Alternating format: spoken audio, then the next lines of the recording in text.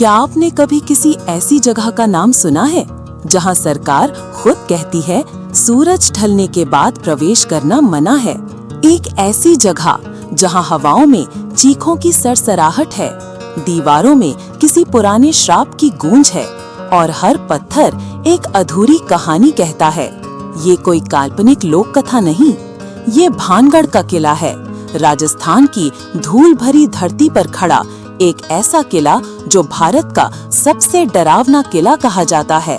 पर ऐसा क्या है इस खंडहर में जो इसे सिर्फ एक ऐतिहासिक इमारत नहीं बल्कि डर की जिंदा मिसाल बना देता है? भानगढ़ में कदम रखते ही हवा भारी लगने लगती है, सन्नाटा जैसे चुपचाप कुछ कह रहा हो और सूरज जैसे ही क्षितिज के पीछे डूबता है, भानगढ़ का किला अंधेरे में बदल जाता है एक रहस्यमयी भटकती आत्माओं के अड्डे में। सदियों से चली आ रही ये कहानियाँ अब भी जिंदा हैं भानगढ़ की टूटी दीवारों में, और आज हम आपको लेकर चलेंगे उसी अंधेरे, रहस्य और इतिहास के सफर पर। भानगढ़ किला राजस्थान के अलवर जिले में स्थित है। ये किला अरावली की पहाड़ियों के बीच, टोंक और अलवर के बीच करीब 235 किलोमीटर दिल्ली से दक्षिण में और लगभग 25 किलोमीटर अलवर शहर से उत्तर पूर्व में बसा हुआ है। भानगढ़ किले की जगह वन और पहाड़ों से घिरी हुई है, जो इसे और भी रहस्यमयी और सुनसान बनाती है। ये क्षेत्र अरावली की पर्वतमाला का हिस्सा है, जो राजस्थान के भूगोल में खास महत्व रखती है। सरकारी तौर पर भी भानगढ़ को एक ऐतिहासिक और पुरातात्विक धरोहर माना जाता है और यहाँ भारतीय पुरातत्व सर्वेक्षण यानी ASI ने संरक्षण कार्य किए हैं। इसके आसपास का इलाका जंगलों से भरा हुआ है, इसलिए स्थानीय लोगों और अधिकारियों की मान्यता के अनुसार सूरज ढलने के बाद इस किले में जाना मना है, क्योंकि यहाँ अजीबोगरीब घटनाएं होती हैं। भानगढ़ किले का निर्माण 17वीं शताब्दी में करवाया गया था। इसे राजा माधो सिंह प्रथम ने बनवाया था, जो कि आमेर, आज का जयपुर के प्रसिद्ध राजा मान सिंह प्रथम के छोटे भाई थे। मान सिंह अकबर के नवरत्नों में से एक थे। राजा माधो सिंह ने ये किला 1573 ईस्वी के आसपास बनवाया। उस समय ये क्षेत्र सामरिक दृष्टि से महत्वपूर्ण था, क्योंकि ये दिल्ली और जयपुर के बीच था और व्यापार मार्गों पर नजर रखने के लिए ये स्थान उपयुक्त माना जाता था। इस किले को बनवाने के पीछे उद्देश्य था भव्य शाही निवास तैयार करना, व्यापारिक और सैन्य गतिविधियों को नियंत्रित करना और क्षेत्रीय प्रशासन को मजबूत करना। हालांकि बाद के वर्षों में ये किला रहस्यमयी घटनाओं और कथित श्राप के कारण उजड़ गया और आज ये एक खंडहर के रूप में जाना जाता है। रणनीतिक महत्व: भानगढ़ किला अरावली पर्वत श्रृंखला के पास स्थित है, जो उत्तर भारत के कई मार्गों को जोड़ता है। ये स्थान दिल्ली, आमेर और अलवर जैसे महत्वपूर्ण शहरों के बीच था, इसलिए सैन्य दृष्टि से ये एक रक्षा चौकी जैसा कार्य करता था। इस किले से दुश्मनों की गतिविधियों पर नजर रखना आसान था, जिससे ये एक सुरक्षित सैन्य ठिकाना माना जाता था। व्यापारिक महत्व: भानगढ़ का क्षेत्र प्राचीन समय में कई व्यापार मार्गों के बीच पड़ता था। यहाँ से होकर व्यापारी दिल्ली, राजस्थान और गुजरात की ओर जाया करते थे, इसलिए ये एक व्यापारिक केंद्र भी था। यहाँ एक बाजार यानी मार्केट प्लेस भी मौजूद था, जिसे जौहरी बाजार कहा जाता था, जहाँ व्यापारी, सुनार और कारीगर व्यापार किया करते थे। राजनीतिक महत्व: आमेर के राजा मान सिंह के परिवार से जुड़े होने के कारण भानगढ़ का राजनीतिक महत्व बहुत था। ये किला आमेर राज्य की दक्षिणी सीमा की रक्षा करता था, जिससे इसका राजकीय प्रभाव भी मजबूत होता था। सांस्कृतिक और धार्मिक महत्व: भानगढ़ किले के अंदर कई मंदिर थे, जैसे गोपीनाथ मंदिर, सोमेश्वर मंदिर, केशव राय मंदिर, देवी मंदिर आदि। ये मंदिर उस समय की धार्मिक आस्था और स्थापत्य कला के उत्कृष्ट उदाहरण हैं। भानगढ़ में नृत्य, संगीत और अन्य सांस्कृतिक कार्यक्रम होते थे, जो इसे एक जीवंत सांस्कृतिक स्थल बनाते थे। भव्यता और वास्तु का प्रतीक: किले की भव्यता और मजबूत निर्माण इसे राजस्थान के प्रमुख किलों में गिनाती थी। यह स्थापत्य कला और वास्तुकला की दृष्टि से भी एक प्रेरणा का स्रोत था। मुगल साम्राज्य का प्रभाव। इस समय भारत में मुगल साम्राज्य का प्रभुत्व था, खासकर अकबर 1556 से 1505 और उनके बाद जहांगीर और शाहजहां का काल। अकबर ने राजस्थान के कई राजाओं से मैत्रीपूर्ण संबंध स्थापित किए थे, जिनमें राजा मान सिंह एक प्रमुख नाम है। भानगढ़ के संस्थापक राजा माधो सिंह मान सिंह के छोटे भाई थे। राजस्थान के राजपूत राज्य। राजस्थान में कई स्वतंत्र और अर्ध स्वतंत्र राजपूत रियासतें थीं, जैसे मेवाड़, मारवाड़, आमेर, जयपुर, बीकानेर आदि। ये रियासतें कभी आपस में युद्ध करती थीं और कभी मुगलों से संधि कर लेती थीं। भानगढ़ की स्थिति। भानगढ़ आमेर राज्य जयपुर का हिस्सा था। इसका निर्माण राजनीतिक शक्ति प्रदर्शन और दक्षिणी सीमा की रक्षा के लिए किया गया था। माधो सिंह के समय में ये एक स्थिर, सुरक्षित और संरक्षित क्षेत्र था। वर्ण व्यवस्था प्रभावी थी। समाज 4 प्रमुख वर्गों में बटा था: ब्राह्मण, क्षत्रिय, वैश्य और शूद्र। राजा महाराजा क्षत्रिय वर्ग से थे और वे प्रशासन व सेना का संचालन करते थे। ब्राह्मणों का धार्मिक और शैक्षणिक जीवन में प्रभाव था। महिलाओं की स्थिति। महिलाएं आमतौर पर पर्दे में रहती थीं, लेकिन राज परिवारों की महिलाएं शिक्षित और शक्तिशाली भी थीं, जैसे रानी दुर्गावती, मीराबाई आदि। रत्नावती जैसी राजकुमारियों का समाज में खास दर्जा था, लेकिन उनकी आजादी सीमित थी। धार्मिक और आध्यात्मिक प्रभाव।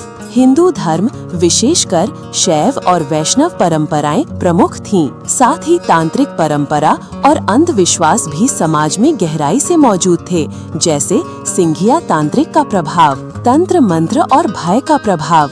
उस समय विज्ञान कम विकसित था, इसलिए प्राकृतिक घटनाओं, बीमारियों या अकालों को लोग तांत्रिक शक्तियों और श्राप से जोड़ते थे। यही वजह है कि सिंघिया जैसे तांत्रिकों को समाज में विशेष स्थान और डर दोनों मिला हुआ था। दोस्तों, भानगढ़ किला न सिर्फ रहस्यमयी कहानियों के लिए प्रसिद्ध है, बल्कि इसकी स्थापत्य कला भी अपने आप में एक मिसाल है। चलिए अब जानते हैं इस किले की भव्यता के बारे में, इसके दरवाजों से लेकर ऊंची दीवारों तक और इसके प्रमुख हिस्सों की अद्भुत बनावट को।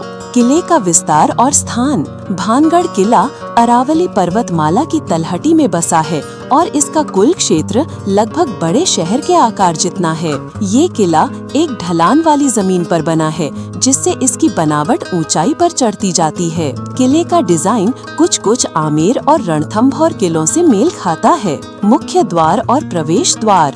किले में 4 बड़े प्रवेश द्वार हैं: Lahori gate, Ajmeri gate, Phulbari gate और दिल्ली गेट। ये गेट किले की 4 दिशाओं में बने हैं और काफी मजबूत पत्थरों से बनाए गए हैं। मुख्य द्वार बहुत विशाल है, ताकि हाथी और घोड़े आसानी से अंदर आ सकें। दरवाजे लोहे के कीलों से जड़े हुए हैं, ताकि दुश्मन के हमलों को रोका जा सके। दीवारों की मोटाई और सुरक्षा व्यवस्था। किले की दीवारें 15 से 20 फीट मोटी हैं, जो उस समय के हमलों और तोपों का सामना करने में सक्षम थीं। दीवारों पर चौकियों और निगरानी टावरों की व्यवस्था थी, जहां से सैनिक दूर दूर तक नजर रख सकते थे। किले के प्रमुख हिस्से। भानगढ़ किले के अंदर कई प्रमुख इमारतें और संरचनाएं मौजूद हैं। गोपीनाथ मंदिर, ये सबसे बड़ा मंदिर है और इसे मकराना मार्बल और नींव में पत्थरों से सजाया गया है। मंदिर की वास्तुशैली द्रविड़ और नागर शैली का मिश्रण है। राजमहल, द रॉयल पैलेस, ये किले का सबसे ऊंचा भाग है, जो ऊपरी चोटी पर स्थित है। इसमें कई कमरे, गलियारे, आंगन और गुप्त सुरंगें थीं। रानी रत्नावती महल, प्रिंसेस पैलेस, इसे लेकर सबसे ज्यादा रहस्यमयी कहानियां जुड़ी हैं। ये महल अब खंडहर में बदल चुका है, लेकिन इसकी दीवारों से अब भी शाही आभा महसूस की जा सकती है। नर्तकी का महल, डांसर्स पैलेस, माना जाता है कि यहाँ दरबारियों के लिए संगीत और नृत्य कार्यक्रम होते थे। जौहरी बाजार, ज्वेलर्स मार्केट, किले के अंदर बना एक व्यवस्थित बाजार, जिसमें 40 से अधिक दुकानों के अवशेष आज भी मौजूद हैं। हवेलियां और बावड़ियां। महल के पास कुछ बावड़ियां सीढ़ी नुमा कुएं थीं, जिनमें पीने का पानी इकट्ठा किया जाता था। आसपास की हवेलियां अधिकारियों और सेनापतियों के लिए बनाई गई थीं। रहस्यमयी बनावट। कुछ दीवारें और गलियारों की बनावट ऐसी है जहां आवाज गूंजती है। लोग कहते हैं कि यहाँ आत्माओं की सरसराहट सुनाई देती है। कुछ कमरों के द्वार खुद ब खुद बंद हो जाते हैं। हालांकि इसके पीछे वास्तु या हवा हो सकती है, पर रहस्य अब भी कायम है। आज जो भानगढ़ वीरान, सुनसान और श्रापित माना जाता है, वो कभी एक बेहद समृद्ध, सांस्कृतिक और व्यापारिक नगरी हुआ करता था। उस समय की भानगढ़ की खुशहाली किसी सपने से कम नहीं थी। आइए चलते हैं उसी काल में, जब भानगढ़ जिंदा था, रोशन था, मुस्कुराता था। शांत वातावरण और प्राकृतिक सौंदर्य। भानगढ़ का निर्माण अरावली की तलहटी में हुआ था, जहां चारों ओर हरियाली, नदियां और पहाड़ थे।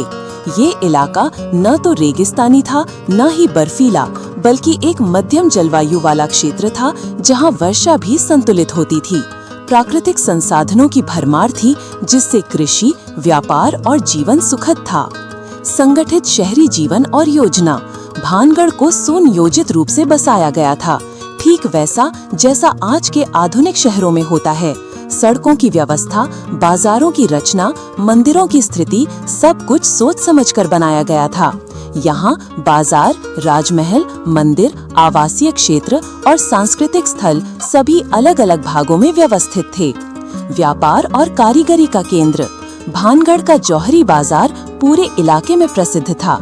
यहाँ सोने चांदी के गहनों, रेशमी वस्त्रों और हस्तशिल्प की दुकानें थीं। आसपास के गांवों और रियासतों से व्यापारी यहाँ व्यापार करने आते थे। ये इलाका कपास, गेहूं, मसालों और पत्थर के व्यापार का भी केंद्र था। सांस्कृतिक समृद्धि, संगीत, नृत्य और त्योहार। भानगढ़ में हर हफ्ते मेलों, उत्सवों और सांस्कृतिक कार्यक्रमों का आयोजन होता था।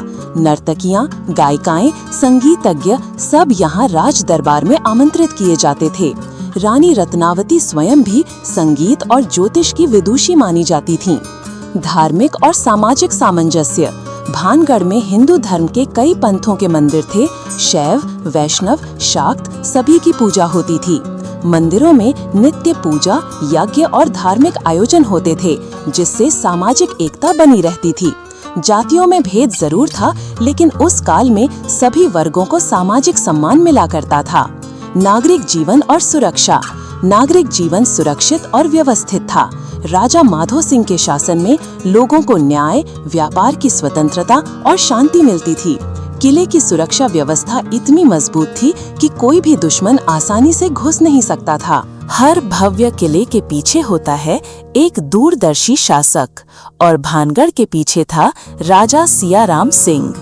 आइए जानते हैं इस वीर पुरुष की कहानी, जिनके शासन में भानगढ़ ने स्वर्ण युग देखा।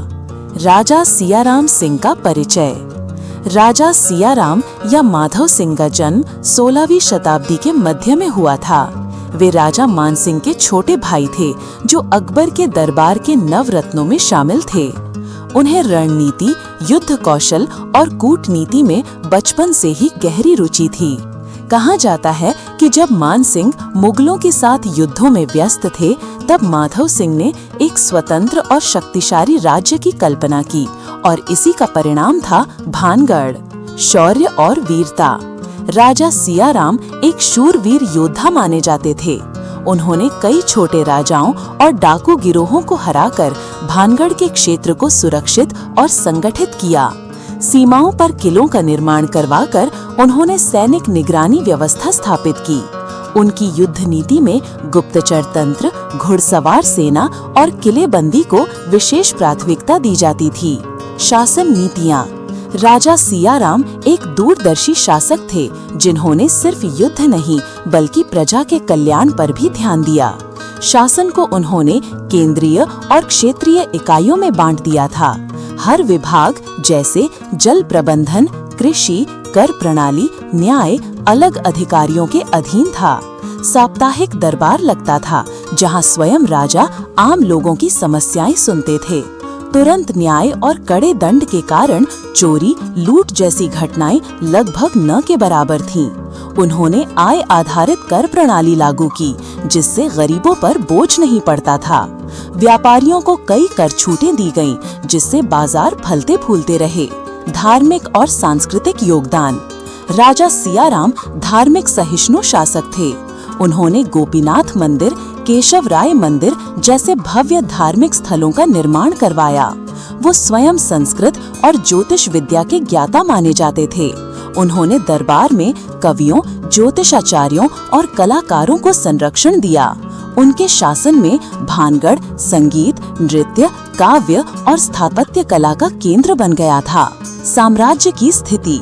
उनके शासनकाल में भानगढ़ आर्थिक रूप से समृद्ध, सैन्य रूप से सुरक्षित, सांस्कृतिक रूप से गौरवशाली और धार्मिक रूप से विविधता से भरा राज्य था। आसपास के गांव और कस्बे भानगढ़ की छत्र छाया में फलने फूलने लगे। किले की सीमा तक खेत, बाग बगीचे, तालाब और व्यापारिक केंद्र थे। उत्तराधिकार और अंतिम समय। राजा सियाराम ने भानगढ़ को जब स्थिरता के शिखर पर पहुंचा दिया, तब उन्होंने इसे अपने उत्तराधिकारी को सौंप दिया। उनके निधन के बाद धीरे धीरे भानगढ़ में राजनीतिक अस्थिरता शुरू हो गई और उसी दौरान रत्नावती और सिंघिया की कथा जन्म लेती है। इतिहास के पन्नों में कुछ नाम ऐसे होते हैं जो कभी मिटते नहीं, और भानगढ़ का नाम लेते ही जो चेहरा सबसे पहले सामने आता है वो है राजकुमारी रत्नावती। वो सिर्फ एक राजकुमारी नहीं थी, वो उस युग की सबसे अद्वितीय महिला थी, रूप, विद्या और सम्मान की देवी। चलिए जानते हैं उस महिला के बारे में जिसने पूरे भानगढ़ को प्रेम, आश्चर्य और अंततः श्राप के दौर में पहुंचा दिया। रत्नावती की अद्वितीय सुंदरता। रत्नावती की सुंदरता को देखकर लोग कहते थे, उसका चेहरा चांद जैसा था, आंखें हिरणी जैसी और चाल ऐसी जैसे मोर सावन में नाच रहा हो। कहा जाता है रत्नावती के रूप की ख्याति दूर दूर तक फैल चुकी थी, राजस्थान, दिल्ली, अफगानिस्तान और अरब तक। उसके रूप के कारण कई राजाओं ने उसे विवाह प्रस्ताव भेजा, लेकिन उसने किसी को स्वीकृति नहीं दी। उसकी सुंदरता में घमंड नहीं था, बल्कि गरिमा थी। बुद्धिमत्ता और विद्वता। रत्नावती सिर्फ सुंदर नहीं थी, बेहद बुद्धिमान और शिक्षित भी थी। संस्कृत, अरबी और फारसी भाषाओं की ज्ञाता थी, ज्योतिष, संगीत और काव्य में निपुण थी और राज्य की राजनीति और कूटनीति में सलाह देने योग्य थी। कई बार राजा की अनुपस्थिति में वह दरबार की बैठकें स्वयं देखती थी। प्रजा में लोकप्रियता। वह आम जनता से घुल-मिल कर रहती थी और कई बार गुप्त रूप से मंदिरों और बाजारों में जाया करती थी। रत्नावती ने महिलाओं के लिए हस्तकला केंद्र, गरीबों के लिए आयुर्वेदिक औषधालय और शिक्षा के लिए विद्याशालाएं खुलवाईं। यही कारण था कि लोग उसे भानगढ़ की रत्न कहते थे, एक ऐसी रत्न जो सिर्फ राजमहल की नहीं, पूरे राज्य की थी। संगीत और कला की प्रेमी। रत्नावती को वीणा बजाना, काव्य रचना और कथक नृत्य का विशेष शौक था। उसने कई कलाकारों को राज्य में आमंत्रित कर सांस्कृतिक जागरण किया। दरबार में जब वो वीणा बजाती तो कहा जाता है हर पत्थर उसकी धुन पर झुक जाता था। एक रहस्य जो सब बदल देगा, लेकिन उसकी ये ख्याति ही एक तांत्रिक को उसकी ओर खींच लाई। एक ऐसा तांत्रिक जो सिर्फ उसकी सुंदरता पर नहीं, उसकी आत्मा पर अधिकार चाहता था। और यहीं से शुरू होती है भानगढ़ के विनाश की उल्टी गिनती। राजकुमारी रत्नावती की सुंदरता और विद्वता की चर्चा पूरे हिंदुस्तान में थी। दूर दूर से बड़े बड़े राजाओं और नवाबों के विवाह प्रस्ताव आने लगे थे, परंतु भानगढ़ के महाराज सियाराम सिंह ने वर्षों तक किसी प्रस्ताव को स्वीकार नहीं किया। आखिर क्या था उस फैसले के पीछे का कारण?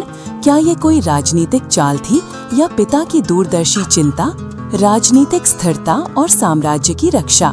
भानगढ़ एक सामरिक दृष्टि से महत्वपूर्ण क्षेत्र था। अरावली की पहाड़ियों में बसा, व्यापारिक मार्गों के पास। राजा सियाराम नहीं चाहते थे कि उनकी बेटी का विवाह किसी ऐसे राज्य में हो जो भानगढ़ की शक्ति को चुनौती दे सके या जो विवाह के नाम पर राजनीतिक हस्तक्षेप करने लगे। वे चाहते थे कि रत्नावती का विवाह ऐसे शासक से हो जो भानगढ़ की गरिमा को सम्मान दे, न कि उसे निगल जाए। पिता के मन की चिंता, बेटी की स्वतंत्रता। रत्नावती सिर्फ राजकुमारी नहीं थी, बल्कि भानगढ़ की लोकप्रिय नेता बन चुकी थी। राजा सियाराम समझते थे कि अगर उसकी शादी कहीं बाहर हो गई तो भानगढ़ की बुद्धिमत्ता और नेतृत्व एक झटके में छिन जाएगा और प्रजा का भावनात्मक लगाव भी टूट जाएगा। उन्हें यह भी डर था कि कोई बाहरी शासक रत्नावती की स्वतंत्र सोच और विद्वता को कुचल सकता है। ज्योतिषीय भविष्यवाणी एक अदृश्य डर। एक कथा के अनुसार राज्य के प्रमुख ज्योतिषाचार्य ने रत्नावती की कुंडली देखकर भविष्यवाणी की थी, राजकुमारी की शादी भानगढ़ के भाग्य को बदल देगी, या तो राज्य को स्वर्ग बना देगी या उसे श्रापित कर देगी। इस भविष्यवाणी ने राजा को अंदर से हिला दिया। कई विद्वानों ने सलाह दी कि शादी में जल्दबाजी न की जाए। राजा सियाराम ने ये निश्चय किया कि विवाह तभी होगा जब राजनीतिक दृष्टि से योग्य, चरित्रवान और समान बुद्धि का वर मिलेगा। उन्होंने दूतों को पूरे भारत में भेजा, लेकिन कोई भी ऐसा नहीं मिला जो रत्नावती के समकक्ष हो, क्योंकि रत्नावती केवल रूप की नहीं, बुद्धि और गरिमा की देवी थी। तांत्रिक सिंघिया की साजिशों से सावधानी। इसी बीच भानगढ़ में सिंघिया नामक तांत्रिक की गतिविधियां तेज होने लगी थीं। राजा को कई बार गुप्तचर दलों ने चेताया कि किसी काले जादूगर की नजर राजकुमारी पर है। राजा सियाराम ने उसकी सुरक्षा के लिए विशेष प्रहरियों की नियुक्ति की और शादी को लेकर हर कदम सोच समझकर रखने का फैसला लिया। हर महान कहानी में होता है एक अंधेरा पात्र, और भानगढ़ की इस गाथा में ये भूमिका निभाता है तांत्रिक सिंघिया। वो सिर्फ एक साधारण तांत्रिक नहीं था, वो था तंत्र, मोहिनी विद्या और काले जादू का माया जाल बुनने वाला एक रहस्यमयी पुरुष, जिसकी नजरें सिर्फ एक चीज पर थीं, रत्नावती और उसके जरिए पूरे भानगढ़ पर। तांत्रिक सिंघिया कौन था? सिंघिया मूलतः एक उच्च कोटि का तांत्रिक था, जिसने जीवन का अधिकांश समय गहनों की घाटी, तांत्रिक साधना स्थलों और शमशान घाटों में साधना करके बिताया था। वो नाथ संप्रदाय के त्यागी सन्यासी नहीं, बल्कि माया और शक्ति के लोभी पथ पर चल पड़ा था। उसकी शक्तियाँ इतनी प्रबल थीं कि लोग कहते थे सिंघिया अपनी छाया से भी किसी को बांध सकता था। भानगढ़ की ओर उसका रुख क्यों हुआ? तांत्रिक सिंघिया को एक दिन एक ज्योतिषी साधक से ये भविष्यवाणी सुनने को मिली। भानगढ़ की राजकुमारी रत्नावती के भीतर है वो ऊर्जा जो यदि तेरे नियंत्रण में आ जाए तो तू स्वयं मृत्यु को भी पराजित कर सकता है। ये सुनते ही सिंघिया के अंदर एक विलक्षण लालच और विकृत इच्छा जन्म लेती है। वो जानता था रत्नावती सिर्फ सुंदर नहीं बल्कि शक्तिशाली आत्मा है और उसे वश में करने का अर्थ होगा भानगढ़ के भाग्य को अपने हाथों में लेना। भानगढ़ में उसका आगमन। सिंघिया वेश बदलकर भानगढ़ पहुंचा, किसी संत के भेष में, और बाजारों में घूमने लगा। धीरे धीरे जनता के बीच भरोसा बनाता गया। वो चमत्कार दिखाता, बीमार लोगों को ठीक करता, लोगों की परेशानियां देखकर उनके समाधान बताता, और इस तरह उसने भानगढ़ के बाहर एक छोटी कुटिया में डेरा डाल लिया। वो हर रात शमशान में जाकर काली साधना करता और दिन में भानगढ़ के लोगों में अविश्वास फैलाता ताकि उनका मन किले से हटे और वो अंदर प्रवेश कर सके। रत्नावती पर उसकी पहली नजर। एक दिन रत्नावती दासियों के साथ बाजार में इत्र और तेल खरीदने आई। वहीं सिंघिया ने पहली बार उसे देखा। उस क्षण वो उसकी ओर खींच गया, लेकिन प्रेम से नहीं बल्कि अधिकार और वासना से। उसने कहा, ये कोई साधारण नारी नहीं, ये तो सिद्धि की देवी है। अगर ये मेरी हो जाए तो मैं स्वयं अमर हो जाऊं। मन में पनपती विकृत योजना। सिंघिया जानता था कि एक राजकुमारी को छल और बल से नहीं जीता जा सकता, इसलिए उसने काले जादू और मोहिनी तंत्र का सहारा लिया। उसने तय किया रत्नावती को उसके ज्ञान और बल से वश में करके राजा सियाराम को समाप्त करके भानगढ़ पर एक छाया साम्राज्य स्थापित किया जाए। और यहीं से शुरू होता है भानगढ़ का वो अध्याय जो आज भी अधूरा है पर भयानक है। हर प्रेम कहानी एक तरफा नहीं होती, लेकिन जब प्रेम सिर्फ प्राप्ति की कामना बन जाए तो वो प्रेम नहीं रहता, वो बन जाता है विनाश का मंत्र। राजकुमारी रत्नावती और तांत्रिक सिंघिया के बीच कोई प्रेम नहीं था सिर्फ एक तरफा आकर्षण, एक भयावह आसक्ति और एक ऐसा मोह जो पूरे भानगढ़ को ले डूबा। रत्नावती की ओर से कोई रिश्ता नहीं था। रत्नावती ने कभी तांत्रिक सिंघिया को जानने या पहचानने की कोशिश भी नहीं की थी। उसके लिए वो सिर्फ एक अजनबी था, एक राह चलते तांत्रिक। वो अपने राज्य, जनता और संस्कृति में इतनी व्यस्त थी कि उसे इस अंधेरे साए का आभास तक नहीं था। उसके जीवन में कहीं कोई प्रेम नहीं था। वो अपनी जिम्मेदारियों, कला और राज्य सेवा में रमी थी। सिंघिया की ओर से बढ़ती आसक्ति। सिंघिया के लिए रत्नावती एक स्त्री नहीं बल्कि एक ऊर्जा स्रोत बन चुकी थी। उसने रत्नावती को पाने के लिए तंत्र मंत्र, जादू टोने, मोहिनी यंत्रों का सहारा लेना शुरू किया। उसने उसकी एक दासी को रिश्वत देकर जानकारियां इकट्ठा की। कौन सा इत्र लगाती है, कब स्नान करती है, कौन सा तेल इस्तेमाल करती है, और फिर उसने शुरू की अपनी साजिश। मोहिनी मंत्र और श्रापित इत्र। एक दिन रत्नावती की दासी बाजार से इत्र की शीशी लेने आई। सिंघिया ने जादू से भरी एक शीशी दासी को दी और कहा, ये इत्र राजकुमारी पर लगाएगी तो वो तुरंत मुझे चाहने लगेगी। मोहिनी मंत्र कभी असफल नहीं होता, लेकिन रत्नावती कोई साधारण स्त्री नहीं थी। जैसे ही उसने वो शीशी अपने हाथ में ली, उसे तुरंत तांत्रिक क्रिया का आभास हो गया। उसके विद्वत्ता और ज्योतिष ज्ञान ने उसे सच बता दिया। ये प्रेम नहीं, छल है। रत्नावती की प्रतिक्रिया और श्राप का बीज। रत्नावती ने उस शीशी को तुरंत एक पत्थर पर दे मारा, जिससे वह टूट गई। लेकिन तंत्र शक्तियां निष्क्रिय नहीं जाती। उस इत्र की ऊर्जा ने पत्थर को जीवंत कर दिया और वो उल्टा घूमकर हवा में उड़ता हुआ सिंघिया को जा लगा। पत्थर के लगते ही सिंघिया घायल होकर गिर पड़ा और उसके मुंह से निकला, जिस रत्नावती को मैं नहीं पा सका उसे कोई और भी नहीं पाएगा। और भानगढ़ का अंत अब निश्चित है। सिंघिया की मृत्यु और श्राप का असर। कहा जाता है उसी रात सिंघिया की मौत हो गई, लेकिन उसके शब्दों का असर अब शुरू हुआ। भानगढ़ की हवाओं में अजीबपन भरने लगा। मंदिरों में दीपक बुझने लगे। रातों में स्त्रियों की चीखें सुनाई देने लगीं और धीरे धीरे भानगढ़ की समृद्धि में दरारें पड़ने लगीं। जब तांत्रिक सिंघिया ने अपने आखिरी शब्दों में भानगढ़ पर श्राप लगाया, तब से यहाँ के आसपास कुछ अजीब और अविश्वसनीय चीजें होने लगी। इन घटनाओं ने भानगढ़ को न सिर्फ एक प्राचीन किला बल्कि भारत का सबसे भूतिया स्थान बना दिया। किले की दीवारें और इमारतें गिरने लगीं। पहले दीवारों में छोटे छोटे दरारें दिखने लगीं, फिर वे दरारें बड़ी होती गईं। मौसम की मार और अभाव में इमारतें धीरे धीरे टूटने लगीं।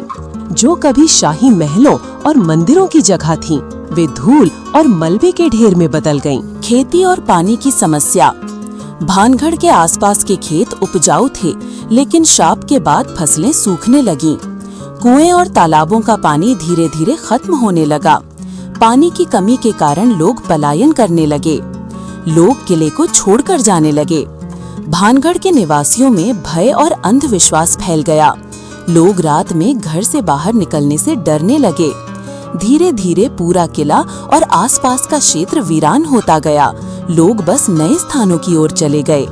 रात के भय और असामान्य घटनाओं का प्रभाव। रात के समय लगातार बढ़ती अजीब घटनाओं ने लोगों का मनोबल तोड़ दिया। कई परिवारों ने किसी भी हालत में किले में रहने से मना कर दिया। किले में आगजनी और विनाश की घटनाएं। कुछ रहस्यमयी आगजनी की घटनाओं ने और भी विनाश मचाया। कई बार बिना किसी स्पष्ट कारण के आग लगी, जो किले की लकड़ी और सामग्री को जला देती। राजकुमारी रत्नावती, जो भानगढ़ की शान और गौरव थीं। उसके जीवन का अंत भी उस किले की तरह ही दुखद और रहस्यमयी था। श्राप के बाद रत्नावती की स्थिति। जब भानगढ़ पर श्राप पड़ा और किला धीरे धीरे उजड़ने लगा, तब रत्नावती ने अपने लोगों की सुरक्षा के लिए कई प्रयास किए। वह किले की देखरेख में लगी रही, लोगों को हिम्मत दी और अपना दायित्व निभाने में लगी रही। उसकी मानसिक और शारीरिक हालत। कई लोगों का मानना है कि जैसे जैसे विनाश बढ़ा, रत्नावती की सेहत भी बिगड़ने लगी। लगातार भय, चिंता और तनाव ने उसे अंदर से कमजोर कर दिया। उसका जीवन संघर्षों से भरा रहा, लेकिन उसने हार नहीं मानी। अंतिम दिनों की कथाएं। कुछ लोक कथाओं में कहा जाता है कि रत्नावती ने किले को छोड़कर पास के किसी शांत जंगल या पहाड़ी इलाके में शरण ली। वहां वह ध्यान और तपस्या में लग गईं, शायद अपने और किले के लिए मुक्ति की कामना में। कुछ कहानियों में कहा गया है कि उसने अपने प्राण त्याग दिए ताकि किले के ऊपर लगा श्राप कमजोर हो सके। रत्नावती का रहस्यमयी अंत। रत्नावती के मरने का स्थान और समय स्पष्ट नहीं है। कुछ लोग मानते हैं कि उसकी आत्मा आज भी भानगढ़ में घूमती है, अपने राज की रक्षा के लिए। जैसे जैसे समय बीता, भानगढ़ का किला खंडहर बनता गया और उसके साथ ही उसकी रहस्यमयी कहानियां भी फैलने लगीं। यहाँ तक कि भारतीय पुरातत्व सर्वेक्षण ने इसे संरक्षण में लिया। भारतीय पुरातत्व सर्वेक्षण ने भानगढ़ किले को एक महत्वपूर्ण ऐतिहासिक स्मारक घोषित किया। किले की सुरक्षा और संरक्षण के लिए कई कदम उठाए गए ताकि ये प्राचीन धरोहर बची रहे। एएसआई ने किले के कई हिस्सों की मरम्मत की, लेकिन उसके बावजूद कई हिस्से खंडहर बने रहे। सबसे खास बात यह है कि एएसआई ने सूरज ढलने के बाद किले में प्रवेश पर पूरी तरह से रोक लगा दी है। कहते हैं कि रात के समय किले में रहस्यमयी और भयावह घटनाएं होती हैं, इसलिए सुरक्षा कारणों से पर्यटकों को किले के अंदर रात बिताने की अनुमति नहीं दी जाती। एएसआई की इस चेतावनी के पीछे कई कारण बताए जाते हैं। किले की संरचना कमजोर हो चुकी है, इसलिए सुरक्षा खतरे में है। अंधेरे में किले के अंदर गिरने या घायल होने का खतरा बढ़ जाता है। और सबसे बड़ी बात, किले की रहस्यमयी और भूतिया कहानियां जो स्थानीय लोगों और पर्यटकों के अनुभवों पर आधारित हैं। कई पर्यटकों ने भानगढ़ में अजीब अनुभव साझा किए हैं। उनकी रिपोर्ट्स और स्थानीय कहानियों ने एएसआई की सतर्कता को बढ़ावा दिया। इसलिए एएसआई ने साफ निर्देश दिए हैं कि शाम होते होते किले से बाहर निकल जाएं। भानगढ़ किले की रहस्यमयी कहानियां सिर्फ इतिहास तक सीमित नहीं हैं। यहाँ आज भी लोग अजीब और असामान्य अनुभव करते हैं, जो इस किले की भूतिया छवि को और मजबूत बनाते हैं। स्थानीय लोग भानगढ़ को सबसे डरावना और भूतिया किला मानते हैं। कहते हैं कि किले के अंदर रात के समय भूत प्रेत और आत्माओं का डेरा रहता है। कुछ गांव वाले तो कहते हैं कि वे अक्सर रात में दूर से भयानक आवाजें सुनते हैं, जैसे चीख पुकार या मंत्रोच्चारण। पर्यटकों की बात करें तो कई ने बताया है कि उन्होंने किले में अजीब गरीब छायाएं देखी हैं। किसी ने राजकुमारी रत्नावती की परछाई देखी, तो किसी ने तांत्रिक सिंघिया की आवाज सुनी।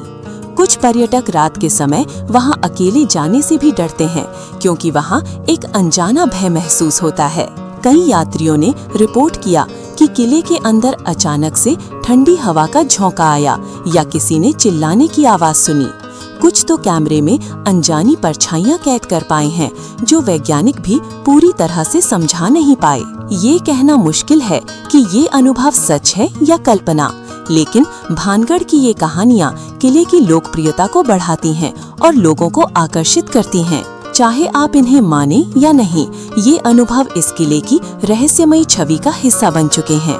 आज भानगढ़ किला न केवल एक रहस्यमयी खंडहर है, बल्कि राजस्थान के प्रमुख पर्यटन स्थलों में से एक भी बन चुका है। यहाँ हर साल हजारों पर्यटक आते हैं ताकि वे इसकी ऐतिहासिक महत्व और भूतिया कहानियों का अनुभव कर सकें। भानगढ़ को राजस्थान सरकार और पर्यटन विभाग द्वारा संरक्षित किया गया है।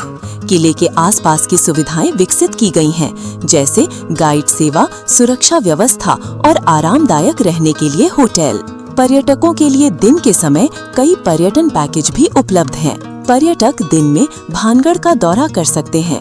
एएसआई के नियम के अनुसार सूरज ढलने के बाद किले के अंदर प्रवेश वर्जित है। यहाँ गाइड आपको किले की इतिहास, वास्तुकला और कहानियाँ बताते हैं, जिससे अनुभव और भी रोमांचक बन जाता है। भानगढ़ के नजदीक कुछ और दर्शनीय स्थल भी हैं, जैसे बीकानेर, जोधपुर और अजमेर। पर्यटक भानगढ़ के साथ इन स्थलों की भी यात्रा कर सकते हैं, जिससे उनकी यात्रा और भी यादगार बन जाती है। यहाँ यात्रा करते समय कुछ सावधानियां बरतनी जरूरी हैं। रात को किले के अंदर नहीं जाना चाहिए। किले के खंडहर में सतर्क रहना चाहिए, क्योंकि कई जगहें असुरक्षित हैं। स्थानीय गाइड की सलाह मानना चाहिए। रहस्यमयी कहानियाँ और भूतिया वातावरण के कारण भानगढ़ उन लोगों के लिए एक खास अनुभव है जो इतिहास, रहस्य और डर को महसूस करना चाहते हैं। यहाँ की यात्रा कई पर्यटकों के लिए जिंदगी भर याद रहने वाला अनुभव बन जाती है। भानगढ़ केवल एक भूतिया किला नहीं है, बल्कि इसका ऐतिहासिक महत्व भी कम नहीं है। ये राजपूत वास्तुकला, युद्ध कौशल और उस युग की सामाजिक व्यवस्था की झलक देता है। भानगढ़ का किला मुगल और राजपूत वास्तुकला का अनूठा संगम है। यहाँ के किले की दीवारें, मंदिर, हवेलियाँ और महल अपनी सुंदरता और मजबूती के लिए प्रसिद्ध हैं। किले की दीवारों पर बनी नक्काशी और चित्र आज भी इतिहासकारों और पर्यटकों को आकर्षित करते हैं। भानगढ़ की स्थिति उसे रणनीतिक दृष्टि से महत्वपूर्ण बनाती थी।